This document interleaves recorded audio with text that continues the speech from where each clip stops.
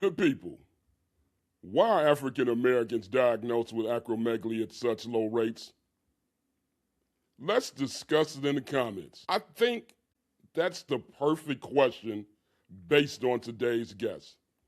My sister in acromegaly, Julie Owens. I was diagnosed with acromegaly in 2015, and I've been active and advocating for quite some time now. So, with that said, I'm going to state the obvious. You just don't see many black people, or people of color for that matter, with acromegaly. Let me know if you've Googled acromegaly before in the comments. I don't wish this condition on anyone, but you may or may not have noticed that you don't see many people that look like me, via Google or YouTube for that matter. In fact, Julie is only the second black person that I've seen face to face who also lives with acromegaly during my journey with it. So you're going to want to stick around to the very end for this one for sure. Julie is a 30-year educator, certified personal development trainer, a board-certified patient advocate, and consultant. She has worked for the third largest school district in the country in various capacities. Additionally, she serves on one of her local university's program advisory committee, is a board member for elderly affairs in Miramar, Florida, and is a consultant for the Orange Bowl Leadership Academy. After dedicating years of tireless advocacy to public schools and education, she's transitioned her passion to a broader audience, focusing on health-related challenges. Her experience with numerous health challenges, disappointments, and setbacks prepared her for what she does best: advocate. Julie, welcome to Talking Acromegaly with Tony. I am excited to have you join me today. Hi. Thank you, Tony, so much for being here. And you said it well. I did not know. I thought maybe I was the only one until I met you. So I'm happy to meet my soul brother here. Sounds good, Julie. Let's get right into it. We're going to get deep Absolutely. today. Can you Okay, take I'm me ready. back to the beginning of your acromegaly journey? When did it first start, and where are you today in that journey? Wow. Okay. So it first started, I guess you can, it started in 2021, but really before 2021. But in 2021, I was actually in therapy with a therapist, and we were talking about some things, that was going on in my life. And of course, with a therapist, you just spill everything, right? And so I happened to share about these frequent headaches that I'm having, and um, how I'm having a hard time finding shoes to fit, how I'm not able to wear any jewelry, and how I'm noticing some facial features going on. And she just flat out said, I think it's your pituitary. And she said, you need to get an MRI. And I'm like, huh? Okay. So made an appointment, and with my endocrinologist, told my endocrinologist exactly, how I was feeling. And I mentioned about the pituitary, and my endocrinologist flat out said, I don't think it's your pituitary. I don't think it's anything going on. I looked at her dead in her eyes and I said, I want the MRI of my brain. And she's like, okay, I'll write the script. So she did. And when he got the MRI December 2021, my follow-up appointment with her was January 2022, and that's when I was officially diagnosed with acromegaly. They did see a tumor. I had also had a blood panel done too, so it wasn't just the MRI of the brain. I had a series of things done, and that was her conclusion of what she came to. And so she said, she said, I'm going to make an appointment for you in a couple more weeks. I need you to send me pictures of you within the last 10 years.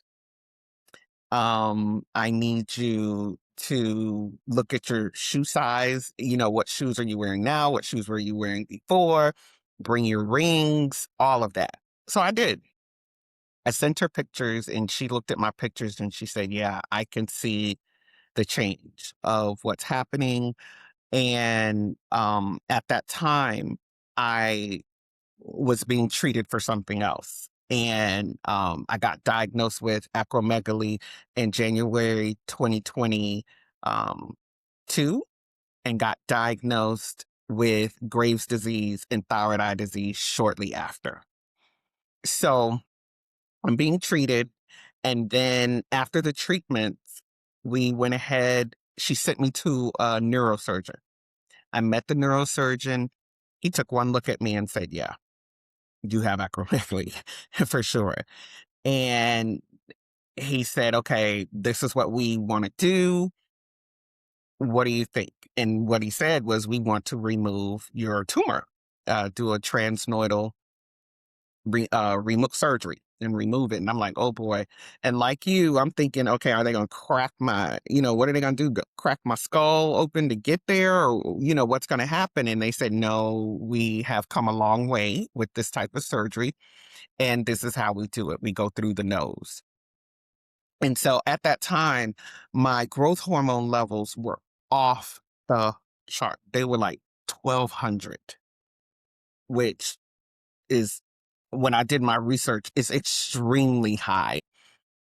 And so had the surgery done in June. That right immediately after the surgery, they wheeled me in for another MRI and for another blood panel. And they removed all of the tumor. And instantly, some of my levels dropped. Then they ordered another test 3 months after that. My levels really dropped. And I would say within about 6 months, I was back to a normal level. That is an amazing story of awareness. I've heard a lot of stories about how we become diagnosed. You are the first person that I've heard that a therapist noticed that you had acromegaly, which is Yes. amazing to me in its own right. You also mentioned that you had a high IGF-1 of 1200. I still got you beat, Julie. My IGF-1 at its highest was 1400 the day of my surgery. Let me Wow. ask you this. We're Facebook friends, right? You Yes. mentioned once in a post on Facebook that there are multiple levels to your story. And I think that's where so many people will connect with you at. You just mentioned about your Graves' disease, your thyroid eye disease. Can Mhm. you elaborate on the two of those as well a little bit for me? I certainly can. Um, yeah, that Graves' disease diagnosis, and all three of these rare and autoimmune diseases have similarities. So I was having headaches and I was fatigued. I um, had brain fog. I couldn't concentrate. So that's a little bit of everything that's going on. So what was happening, they were just trying to treat one thing first and then get to the next and then get to the next. So that's where the layers started. And so with Graves' disease, I have a lot of joint pain. It's sometimes very difficult for me to get up out of bed. And when I get out of bed and start moving, it's difficult to keep up. And what I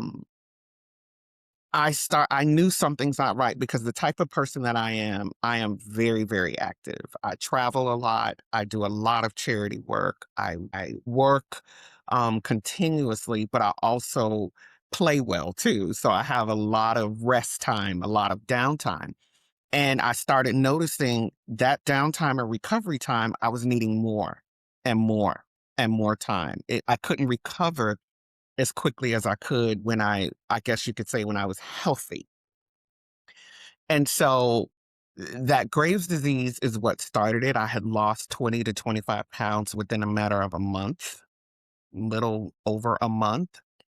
Then the same endocrinologist noticed after the surgery things improved a bit with as far as the growth hormones, it improved, but on other levels it was just getting worse. So then she referred me out to an ophthalmologist. That ophthalmologist then diagnosed me with thyroid eye disease, and then that's where a lot of my struggles happened, because not only was it where my appearance and my hands and everything was being over exaggerated. Now I was dealing with my eyesight.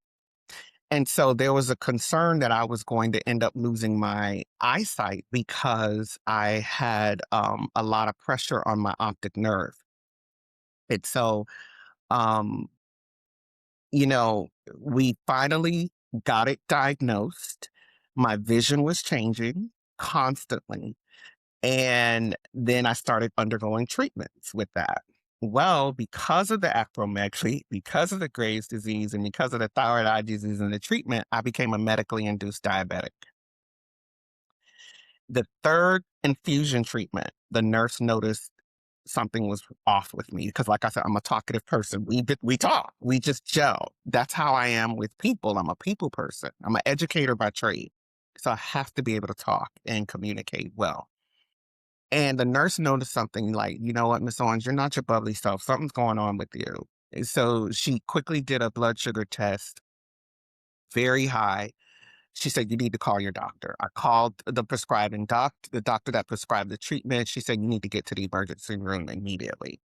Left the infusion center, went straight to the emergency room, was admitted in the hospital for a week. At that time, the physicians weren't very familiar with the treatment that I was receiving, and they figured I didn't know what I was talking about, but then they quickly realized, oh, this lady knows the formula of the drug. She knows the name of the drug. She knows all of this. Yeah, she knows what she's talking about. And they admitted, they said, this is a new drug. We don't know how to treat this. We we have to tell you that you are now a medically induced diabetic. So we need to teach you how to give yourself insulin. I was prescribed 2 different types of insulin, and I had to take insulin 5 times a day. Did that for a year. And during this time, my life was crazy. Um, there was issues with my father. We were concerned about him with his forgetfulness and things that he was doing. He ended up being diagnosed with Alzheimer's. We were concerned about my mother.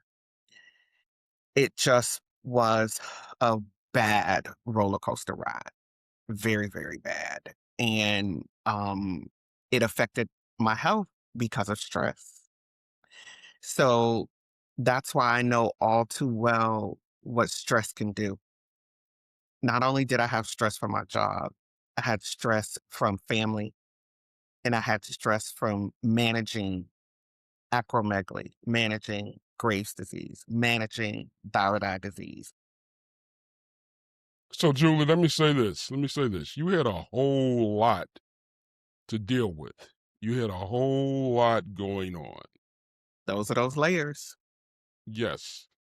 Were you still seeing a therapist at this time to help with those stress levels, or how did you deal with it? I was seeing my therapist, and I still see my therapist to this day.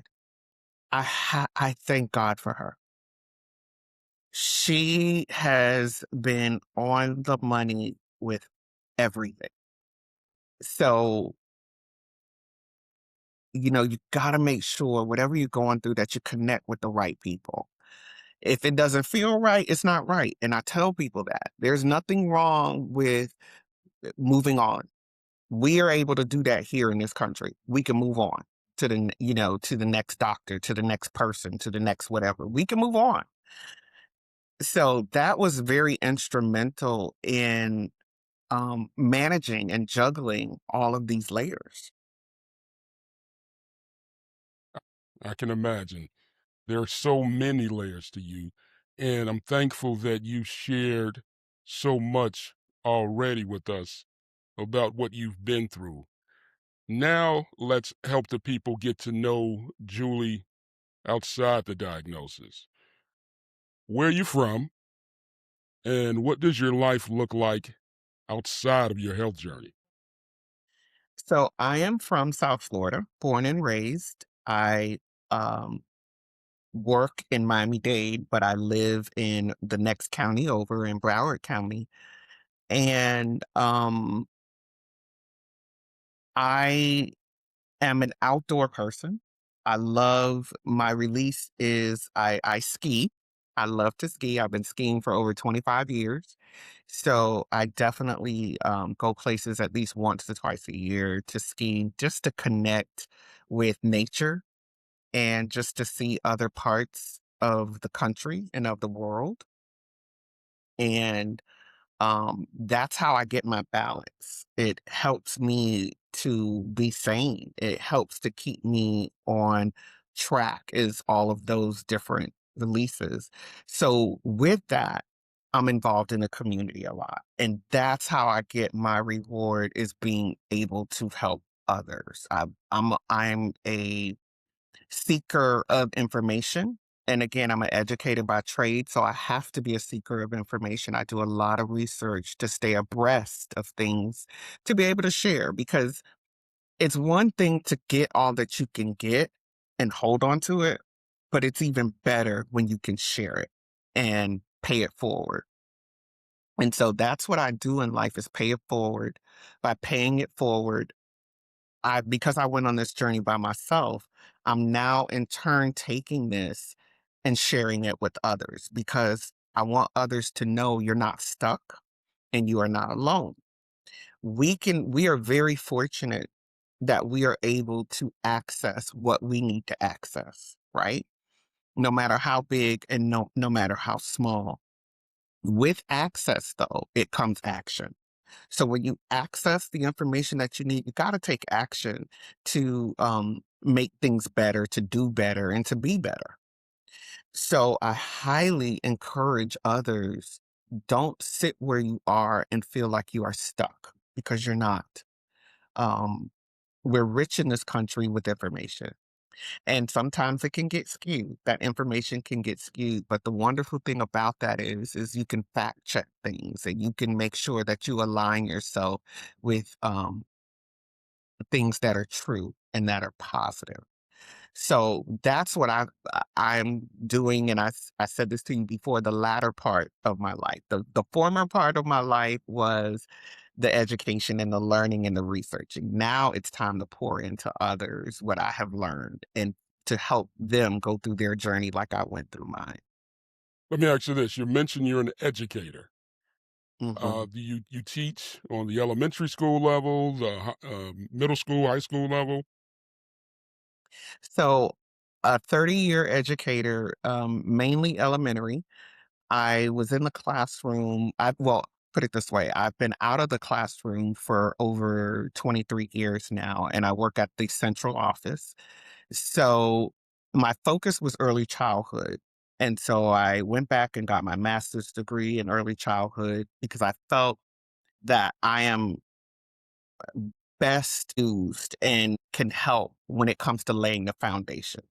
Because if you have a rocky foundation, it doesn't matter what you do. You're not going to go far and you're going to sink. So I am a builder. I like to help others get that strong foundation. So when they are growing, when someone's planting and watering seeds in them, those seeds will grow.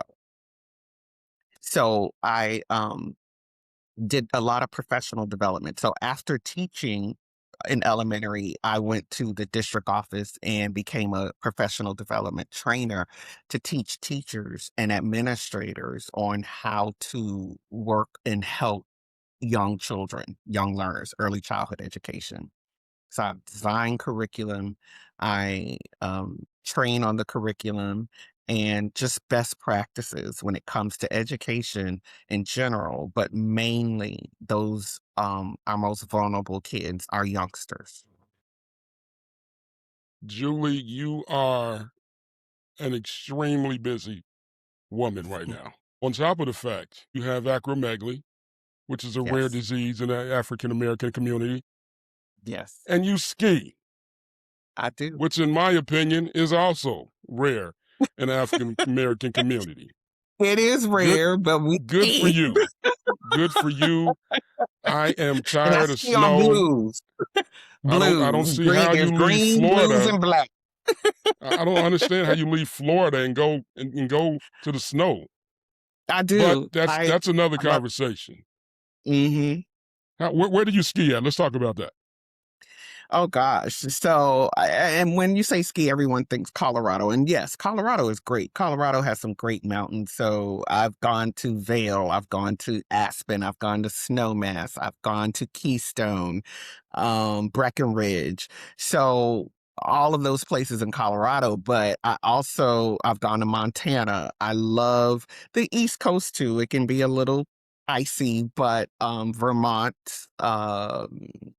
New Hampshire, and even Canada, Mont Tremblant. So and Banff, Canada. So I get around when it comes to skiing. We'll just stick to lunch because I can't ski with you. I just can't do it, Julie. Let me ask you this. You are incredibly active, right? In the advocacy space, and it shows. Can you walk us through your journey in patient advocacy? What pulled you into it and what keeps you going with it? Yeah, let me tell you what pulled me into it was how much time I had spent with my neuro-ophthalmologist, the one that diagnosed me with thyroid eye disease. And God bless her. I she right before I went into, I guess you could say, remission, uh, she was very concerned because I couldn't see. I was having difficulty driving. I was having difficulty working. Most of my work is on the computer. And she held my hand and looked me in the eyes and she said, I don't know what's going on personally. And she said, you don't have to share. She said, but you have to get a hold of it before it gets a hold of you. And I broke down crying. I knew exactly what she was telling me. And because I mentioned stress, stress can exacerbate whatever autoimmune conditions that you have. And that's exactly what was happening to me. So once I started getting a handle of that, I said to her before she walked out of the examination room, and I said, this was a visit shortly after that. And I said, listen, I never asked God, and I told her this, I never asked God why. But I do know that this is to help someone else. And she looked at me and she said, do you mean that? I said, I do. She said, okay.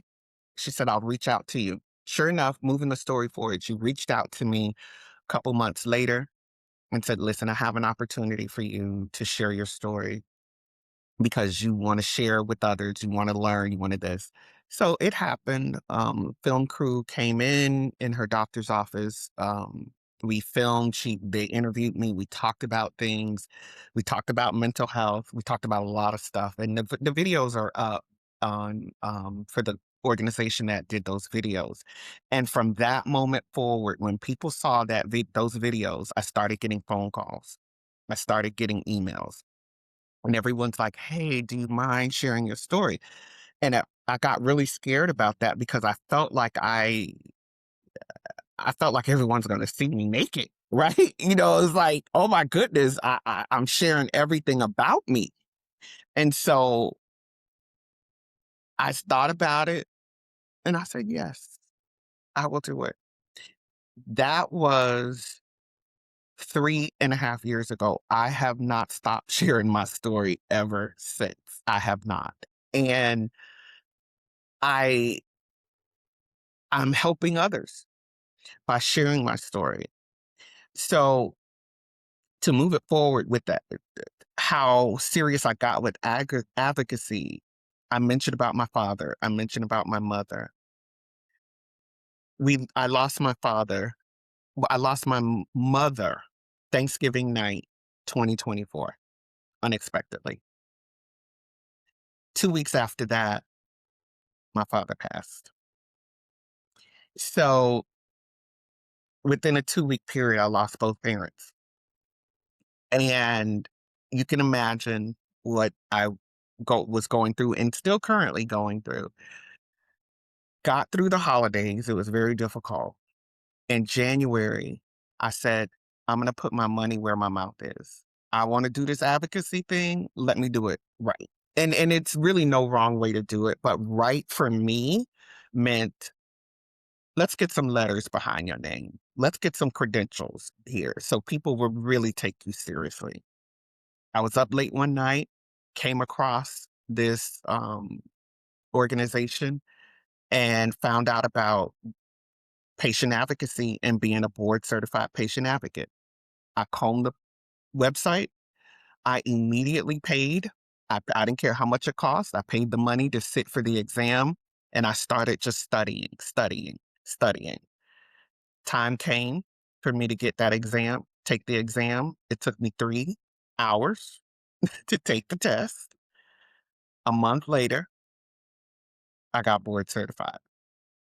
That was one of the happiest days of my life. So I took tragedy, what happened, trauma, what happened, and turned it into purpose with helping shape my story and helping to help others tell their story and help them through their journey.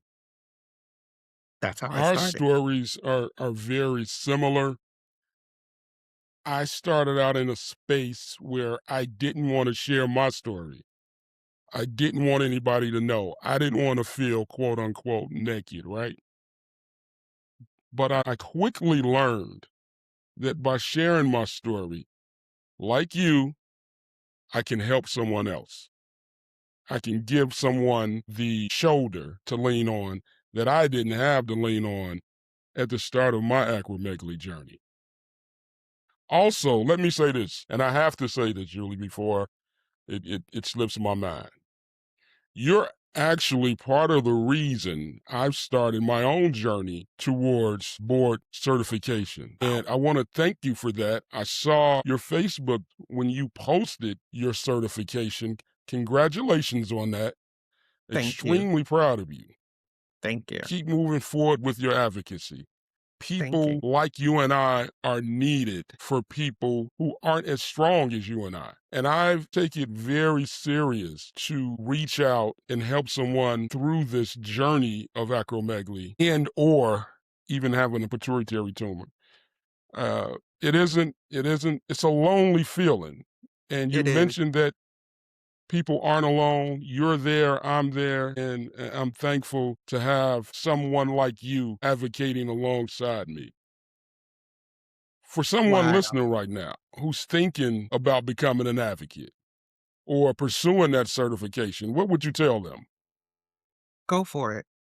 Don't let anything hinder you from going for it. Listen, an advocate, you are the best person to tell your story. No one could tell your story better than you. Now, they may come along and help shape it together and jog your memory on some things, but you are the research. You are the one that is going through. They can't tell you how you feel better than you can tell them how you feel and what your experiences are. So start there, telling your story. And yes, there are resources and tools out there, like I said, that can help you fine tune it, to have your elevator pitch, especially when you're meeting with legislators, because that's something I do constantly. At least 6 to 8 times a year, I'm sitting before legislators.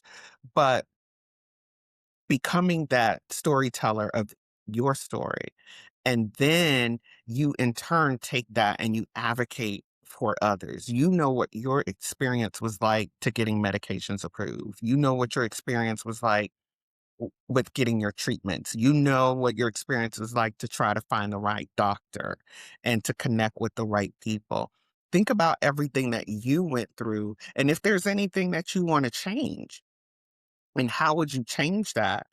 And to help the next person not have to go through what you went through if it wasn't so positive. So helping when I hear others share their story and when they talk about how they're advocating with their doctor and they're advocating with pharmaceutical companies and such, it helps me. It helps me to say, okay, you know what? I have to remember that the next time I speak to this legislator or the next time I speak to this physician if they refer me out to another physician. All too often, I've heard patients say the doctor doesn't listen to them, that the doctor is trying to persuade them for something else. Well, you the time that you've gotten to know me, I have a pretty strong personality. So doctors, and not only that, I talk. So it's it's a joint um journey. It's a joint partnership with your physician and letting them understand, listen, I want you to talk to me as if you would talk to a family member. How about that? Don't talk over me. I understand you went to school, you got all of the degrees and the certifications and everything you need to do because you are the professional. But help me to understand what I'm going through. Help me to understand what um, your plan is that you suggest and you feel that's best. Don't ever walk out of a doctor's office not understanding what they just said to you. Because when someone asks you, I don't know what he said. No, that's unacceptable. You need to be able to repeat it back to your physician, what he's telling you. And he needs to help you to understand that. You and I had the most amazing conversation when we met face to face for the first time in Fort Lauderdale recently. During that conversation, you mentioned a few patient advocacy groups that you're a part of. Yes. I had already known about your patient advocate board certification, which inspired me. And the fact that you were involved in some other patient advocacy groups inspired me to join those as well. What does Yes. it mean to you to know your story is inspiring others to take that next step? It's heartwarming. I don't take it for granted because, I think about, many are called, but few are chosen. So I know I have a calling on my life, right? But I don't take it lightly that I was chosen to be the one to talk and to share. So with that comes a lot of responsibility, a lot of accountability, and I don't want to let anybody down with that, and I make sure I say everyone is different. Everyone's experience is different. Everyone's story is different. But I don't want anyone to be left behind and be just dangling out there and not know what to do and where to go. That's a horrible feeling. I had not heard of any of my diagnoses that I got other than diabetes. I had not heard of anything. So, not only the physician helping me, I did my own research, and it's nothing wrong with doing your own research. Um, but making sure that you get that understanding and share with others. So many people hold on to the information and things that they have, and it's not helping others. We have to make sure that others are being helped and can, keep moving forward. That's exactly where I'm at. When I stepped into this role of advocacy, I knew going into it that there would be a level of responsibility. And there are a lot of people who take on responsibility but don't take on the responsibility of being responsible. Mm. And I wanted to make sure that I do that, and I'll continue to do that because it's so important for me to help others. And there's nothing more right now that I like to do. I have the time, I have the capabilities. So I'm going to continue to doing exactly what I'm doing right now. And I'm thankful that you are doing it as well. With that said, from your experience navigating multiple conditions, what are some of the biggest gaps you've seen in healthcare that still need to be addressed? Oh, wow. That's a loaded question. It's a lot of gaps. So, along with my advocacy for these organizations that you talked about, number one is healthcare. With having to have and what a lot of people are experiencing is what's called step therapy, and that's basically where you've been diagnosed. Your physician is having to try alternative methods because of the insurance carriers' requirements. And in the interim, you're experimenting with these treatments, you're experimenting with these medications, you're experimenting with all of these things, but then your condition is worsening because they have to show the burden of proof. They have the burden of proof of showing we tried this medication, it didn't work. We tried this medication, it didn't work. We tried sending her to this doctor, it didn't work. And so you're getting worse, but the insurance company is more concerned about saving money. Okay. And so that's the one thing that definitely needs to be alleviated is this step therapy. And people are getting sicker because of it. And so that needs to go. So that's one of the main reasons why I go on Capitol Hill, whether it be within my state or whether it is um federal, national. I am constantly on Capitol Hill sitting before, these lawmakers because sickness is nonpartisan, right? So I don't have a problem speaking with who I need to speak to. The next thing is where it comes from. Again, insurance companies are saying, okay, if you get a coupon or if you get a rebate or credit for this particular medication, guess what? It's not going to help you with your deductible. So many are having to come out of pocket and pay these exorbitant amount of prices, the cost for their care. That should not be the case. Not at all. Not at all. And you are getting pretty deep here. And we can go on probably all day with this conversation. I think we may even break the internet, Julie. Here's why. Okay. I scoured the internet looking for two African Americans having a conversation Oh, about wow. acromegaly. I am willing to bet, I looked very hard, we have to be the only two. Oh, wow. So there's a first time for everything. There is. With that said, my following question is from an advocacy standpoint, excuse me, where do you see yourself in the next 5 years? What kind of impact do you want to make? Oh, wow.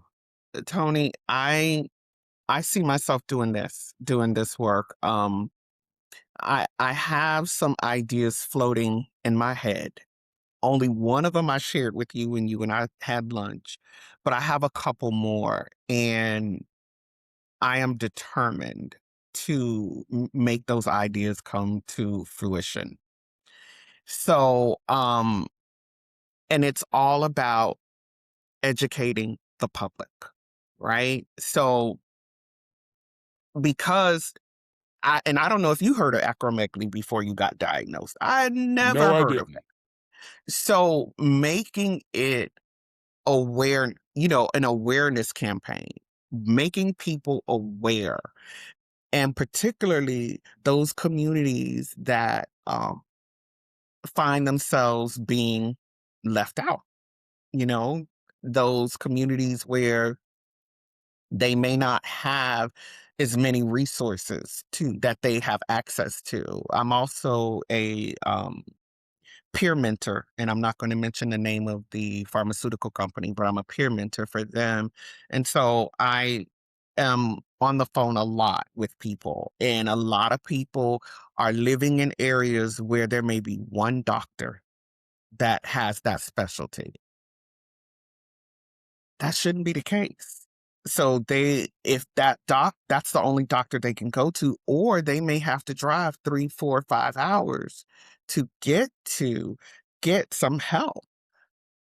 And that's something that I want people to be aware of. I want to make sure everyone has access to what they need access to, particularly information. Information can dispel a lot of things. And, um, you know, people perish for the lack of knowledge. So you got to get the information in the hands of people. Drew, let me ask you this. You mentioned uh, underserved communities, basically.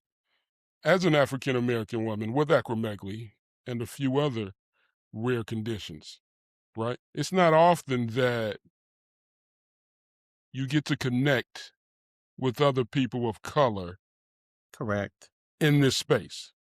Correct. What has this whole experience with acromegaly, with your advocacy, been like for you navigating this journey as a Black woman? It's been a big eye opener. So I mentioned earlier, I have been doing this for about 3.5 years. I can tell you about 95% of my interactions with, whether there's a meeting or a platform where I'm sharing my story, or with support groups, I'm usually the only person of color. I've been there. And and I said, "Mm-mm." And that's why I'm so hell bent on getting information out. When we were talking about where I see myself in 5 years, information. And because I'm the person that I am, my makeup of who I am, I'm going to talk to others. I don't care who it is who I talk to. I'm going to talk to others. But some people are not, don't feel as comfortable that they're able to do that. I feel like I can be in the room just like everybody else, but not everybody has that kind of confidence where they feel they can be in the room with everybody else. They may not know what to say to everybody else, or what to do. I want to dispel that. I want people to be themselves, be comfortable, and no wrong. There aren't any wrong questions. You know, um, I'm not presenting myself obviously as a know-it-all, because I'm not. But what I do know is me. And so I could give you the best of me and share the best of me. And we can come together and come to an agreement and make that connection on how we can help others be the best of them. So it was an eye opener for me. It was an eye opener, but I'm determined to change that. You and I both. There's often talk about people of color being unrepresented in clinical trials. Yes. Oh, yes. I think that people think they don't want to be involved in them because they don't want to feel like a crash dummy, right?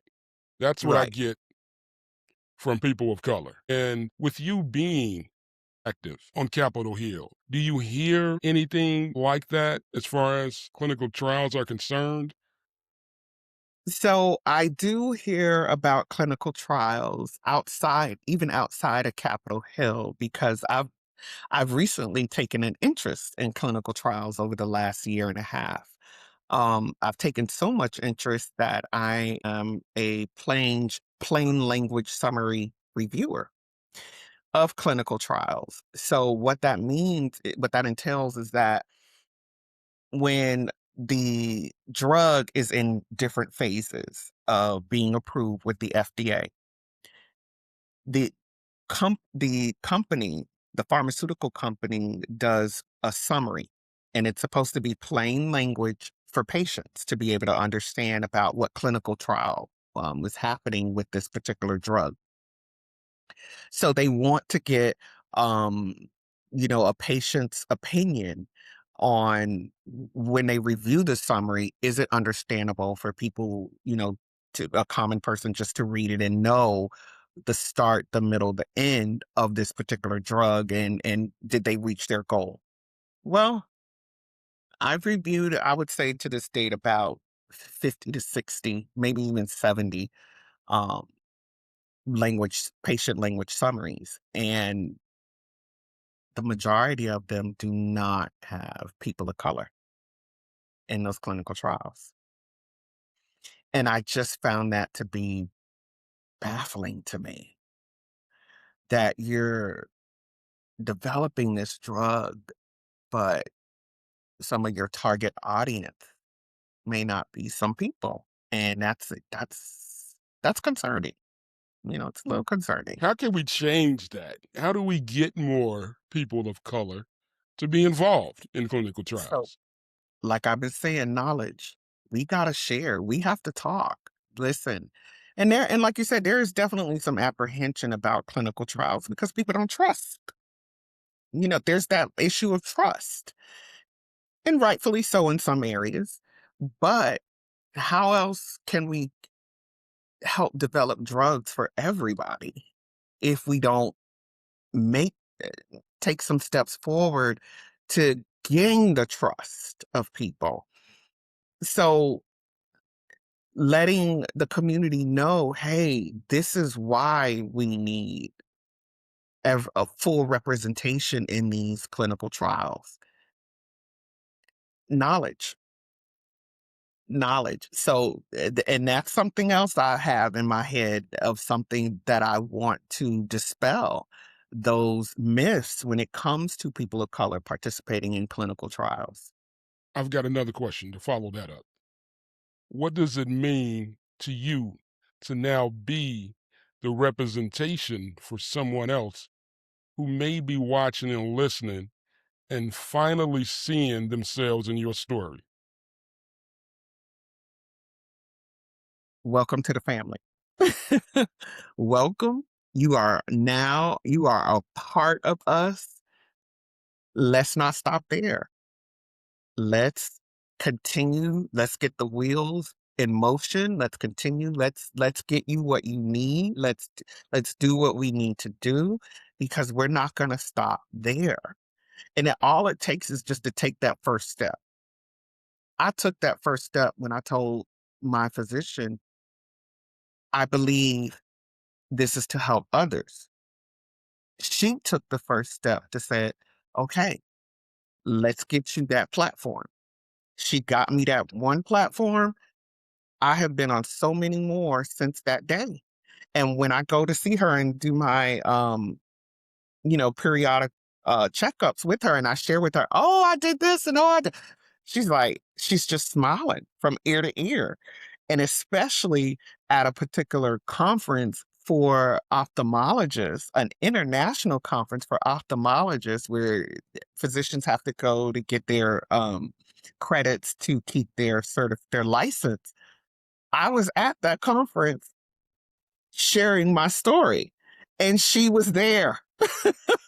So that was just the most rewarding thing for me, to be in the same place where my doctor is, sharing my story, and she's a part of that story. She's a part of that journey. It just feels great. It does feel great. In fact, while in Fort Lauderdale, I was sharing my story while my endocrinologist was there. And I just had an Awesome. appointment with him yesterday and we talked about it. And That, he's a guy that finally got me on track to paying attention to my health and doing what was in the best interest of me and my family moving forward. I say all the time, I did everything wrong in the beginning. I thought that after the surgery, my pituitary surgery, everything was okay and everything was going to be all right. And I wasn't doing Right. anything else and didn't do anything for some years. I'm thankful that my pituitary tumor didn't regrow. I didn't have any other complications. And Julie, right now, we're at the point in this conversation where I want you to finish this sentence. Are you ready? I'm ready. Here we I'm go. ready. Living with acromegaly has shown me that Living with acromegaly has shown me that I'm not alone and that I have work to do. I have work to do. Um, to bring awareness. And that work is knowledge to make sure that others with acromegaly will do their work. and we just going to take that as a mic drop moment. Julie, I want to thank you for being here. I want to thank you for your time, but most importantly, Julie, I want to thank you for talking acromegaly with Tony. It's been a pleasure having you today.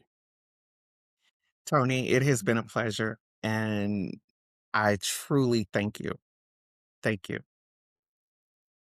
In closing, again, Julie, thank you not only for this conversation, but for how you show up every single day as a patient advocate, as an educator.